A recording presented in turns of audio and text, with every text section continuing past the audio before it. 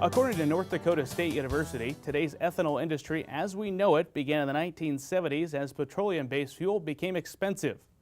In addition, corn became the most commonly used feedstock for ethanol production due to its abundance and ability to be transformed into alcohol. Since 2005, the demand for ethanol has increased. Public policy has worked to decrease the dependence on imported oil, along with providing a more environmentally friendly fuel, such as ethanol. We recently talked with Roger Reed, Senior Equity Research Analyst at Wells Fargo Securities, to learn more about ethanol production.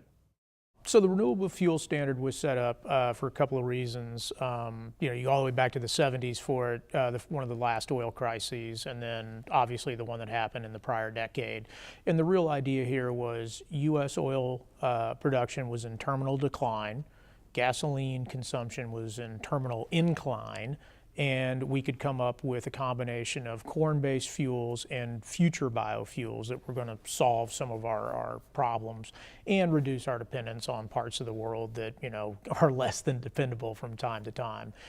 Today with the RFS, some changes occurred that people didn't plan on. One is oil supply increased in the U.S., gasoline demand flatlined, and we never came up with some of the cellulosic fuels. So it's a little different environment today than what was originally, intended or understood when they laid out the RFS. We further asked Roger about RINs, also known as Renewable Identification Numbers, and how they impact the ethanol industry.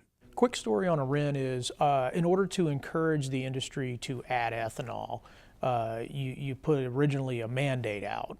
But the mandate was just sort of numbers on a line. We ultimately recognized, or the people who wrote the RFS ultimately recognized, at some point you're going to get pushback on that. And so the RIN was essentially an added cost that if you didn't blend, you were going to pay the price of the RIN. And the idea being that it would always be ultimately cheaper to blend than to pay the RIN. The problem we've run into in the last several years is we've essentially hit what is called the blend wall, meaning you're at sort of a maximum blend level for a number of other rules that are out there in the fuel sector. And so the RIN has become a cost, but it is no longer really delivering a benefit in the sense of greater blends of ethanol. We describe it as sort of diminishing returns, which is not surprising from an economic standpoint. On April 12th, President Donald Trump announced that his administration may allow the usage of gasoline containing 15% ethanol year-round to potentially help farmers increase corn demand. There's a lot of reasons for thinking that E15, E20, higher blends ultimately will come into the market. When the RFS was written in 2007, Congress gave a waiver to an E10 blend without getting too technical, essentially what its emissions are allowed to be. While the emissions are actually technically a little bit lower with E15, Congress did not grant a waiver for E15. So the question really being asked is, does the administrative side, the EPA, have the authority to go to E15? Does it require an act of Congress?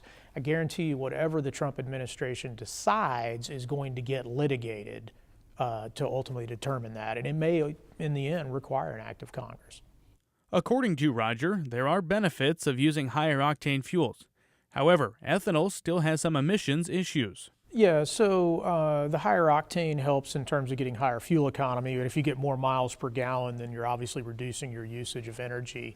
The pushback you're going to get is that RVP, the reed vapor pressure, which has to do with the evaporative issues.